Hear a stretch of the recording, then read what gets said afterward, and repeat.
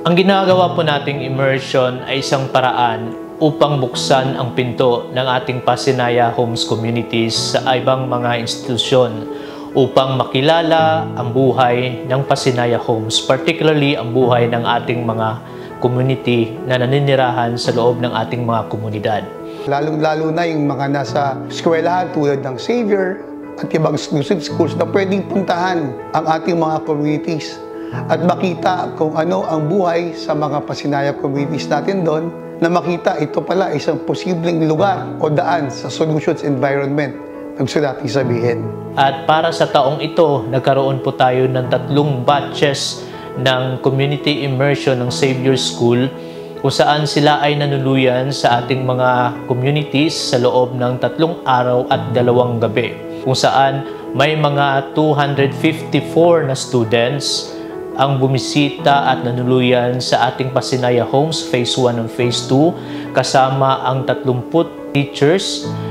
kung saan sila tinanggap ng 137 foster families.